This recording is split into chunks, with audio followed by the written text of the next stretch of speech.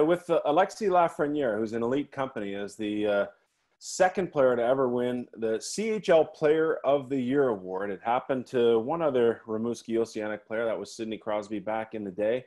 And it's also happened only twice, with Crosby and John Tavares as the only ones in their draft years to win the CHL Player of the Year. I mean, Alexis, the accolades keep piling up for you to be in the company of a Tavares and a Crosby. What does this award mean to you? It means a lot. Like you said, it's those guys are really good players and elite players in the NHL. So it's really special for me to be able to win this award, and I feel really grateful for everybody who has helped me in Rimouski. I'm amazed. 3 years has passed already. When you reflect back on your time in Rimouski, do you feel like I do, that it's been really fast? And maybe just talk about that time that you spent in Rimouski and what it's meant to you in your career.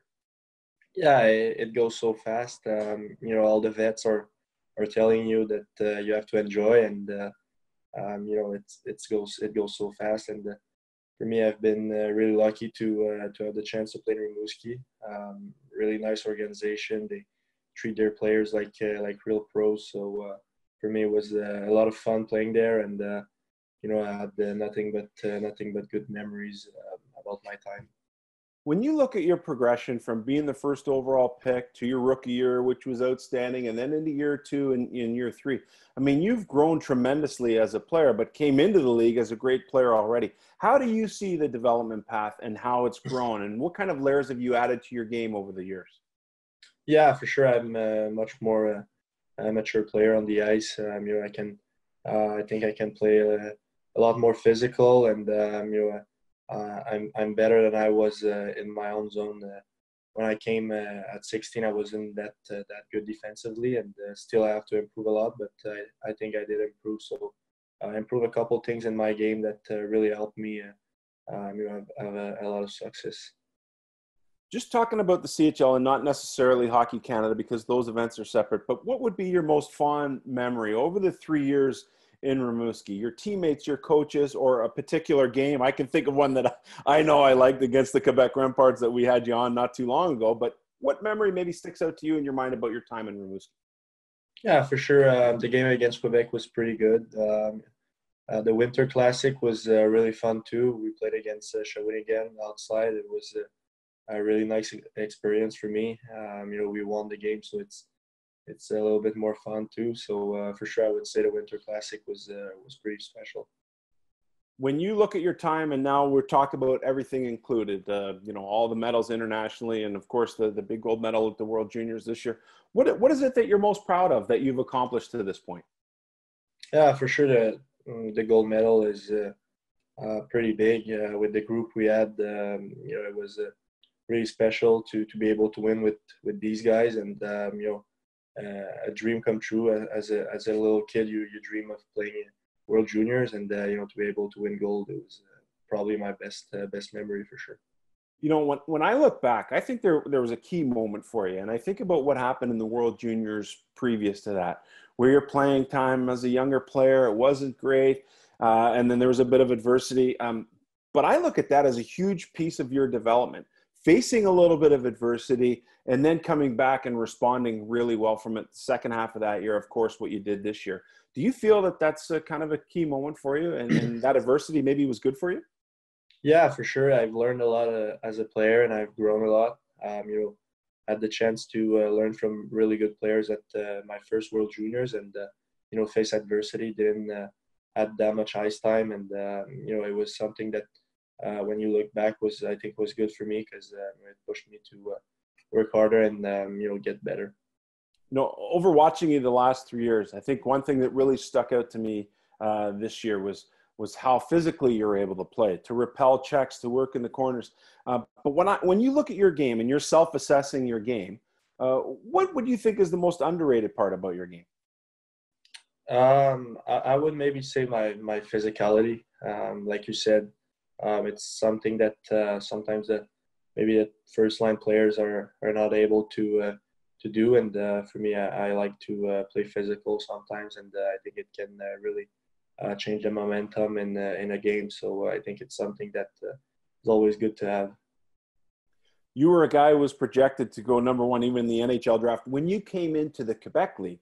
So now when you look at being a late birthday, how much of a benefit do you think it is to have been able to have played 3 full seasons in the Quebec Major Junior Hockey League and maybe preparing you for taking that next step?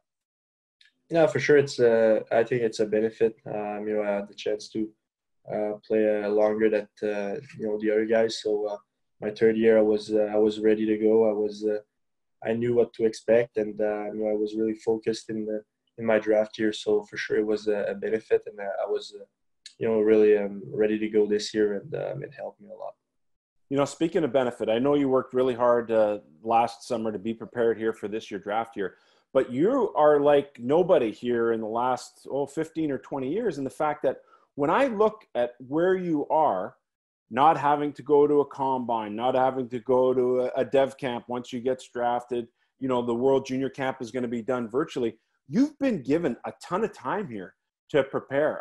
What have you been doing with your time in order to make yourself ready for whenever the NHL starts its next season? Do you feel it's been a benefit for you?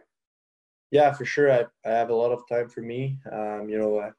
I train a lot, in the gym, and we're going to start going on the ice next week in Quebec. So it's going to be pretty good for that. And for the rest, I can, spend time with my family, play a little bit of golf and stuff like that. So just spending time for me a little bit and training really hard. I think that's really good. Aside from the training, you can't train 24 hours a day, but I heard you mention the word golf, and I'm looking at you right now and I'm thinking, this guy might be a golfer. Is that something that you've kind of taken up during this time during the pandemic? And are you any good player? I'm not bad. I wouldn't say I'm really good, but not bad. But yeah, for sure. During the pandemic, when the golf opened up, you go with your buddies and you have fun playing golf. I think it's a fun sport, and you work on different things. Does it help fill the void at all, like in terms of competition and being competitive? I know you're pretty tight with the guys you work out with, and I'm sure you're playing golf. Nathan Legare is a name that came up, but does it help get the competitive juices flowing a little bit? Yeah, for sure. We are a lot competitive, and when someone misses shot, for sure they get comments about it. So it's Nice. Now, being the athlete you are, I know you're a great baseball player growing up, obviously really good in hockey, and now you've taken up golf. Are we going to be looking at a PGA contract, maybe? I don't think so. I have to work a lot of my game. So when I look at just how you've been so respectful with the media, answering all the requests, and there's been a time here where you've had to meet with the NHL teams. How many teams have you met with, and maybe what's the thing that's been off the path or surprised you most about the teams that you've spoken with? I met a couple of teams on Zoom, and it's every team is kind of the same. They want to know a little bit about your person, and I think they know you as a player, but they want to know about how you are off the ice and stuff like that. But it's not. I don't think it's hard. It's normal questions, and teams are really nice to you. So it's really fun to do those kind of interviews. Speaking of the interview process, you had a chance to spend some time with a couple of your buddies and a couple of the top draft prospects. Wayne Gretzky, what was that like being interviewed by Gretzky? It was really special. Maybe the greatest player of all time. So it was so fun to talk with him and with the other guys. I think who were really impressed for sure. You look at the elite players, and I've seen a ton of them come through the CHL in my years, from Tavares and Stamkos, McKinnon, McDavid, obviously. But we got a couple of guys in the hopper here. Shane Wright, exceptional player in Ontario. Connor Bedard was just granted that status in the Western Hockey League. When you look at those players and what you've gone through your time so far, what advice could you give to those guys like the Wrights and the Bedards who are likely going to be in your position here in the future? I think for sure just enjoy their time in the CHL. I think it's a really fun league to play in, and time goes really fast, and you gotta enjoy, and for sure every time they're on the ice, just work as hard as they can and have fun with their teammates. When I look at the golf, the working out. Is there anything else during this time of the pandemic that you've really kind of latched onto, whether it's a television program or maybe new types of social media, video games? What else have you been filling your time with during the pandemic? Just spending time with my family a little bit. For sure, I don't get to see them a lot during the season, so spending time with them a little bit, and for sure a little bit of video games too. Either Fortnite or Call of Duty. So it's always fun to play a little bit with your buddies. Some video games.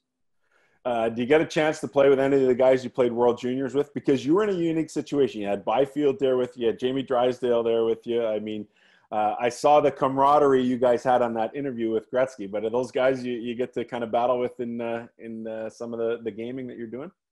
No, I don't play. I don't play with them that much, but for sure, every time we get to talk together, we have a lot of fun. I have a lot of respect for those guys. They're a really good person, so really fun to talk to them. Is there any chirping going on? I mean, this is an important week for all of you guys with the NHL Draft Lottery coming up Friday. Have you had any back and forth, any chirping going on between the group?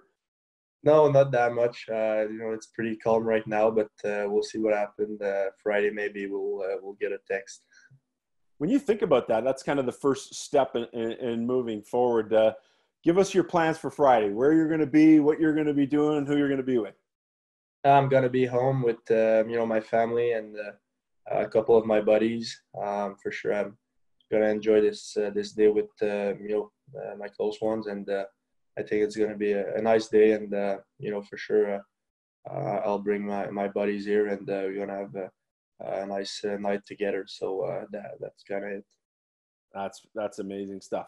I just want to go back to your game here before we get a couple more questions. But before we do that, I want to go back to your game.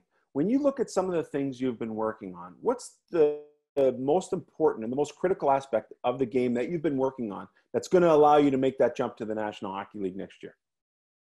Like I said, playing without the puck is something that I got a little bit better, I think, but it's still something that I need to improve, and something that I can improve. So it's something that I've been working with Serge a lot, and I think it's helping me a lot, for jumping to next step. Has that opportunity presented itself on video, like during this time off, where maybe you've gone back and looked at some things from your season to help in that regard? Yeah, for sure. You watch a little bit of your games, and you can see how you can get better. So it's always fun to be able to watch some of your shift. The last question I have for you, and it's a little bit off the path here a little bit, but if you were able to get an autograph from anybody who's either in the present or in the past, who would that person be and why? I would say maybe Kobe Bryant, because I've watched him a lot growing up. I like watching basketball, and he was one of my favorite players, and for sure. We knew that he passed away, so I would like to, for sure, maybe meet him and for sure get his autograph. Amazing stuff. Listen, you've done amazing stuff through your years in Rimouski with Hockey Canada and all your exploits there. It's been a real pleasure watching you play, watching you grow, and to think that you're in some very elite company doesn't surprise me whatsoever. Congratulations on being the back-to-back winner of the CHL Player of the Year award. Continued success. We wish you the best Friday with what might ever happen Friday and whenever the draft goes. Alexis Lafrenière, thanks so much. Thank you very much.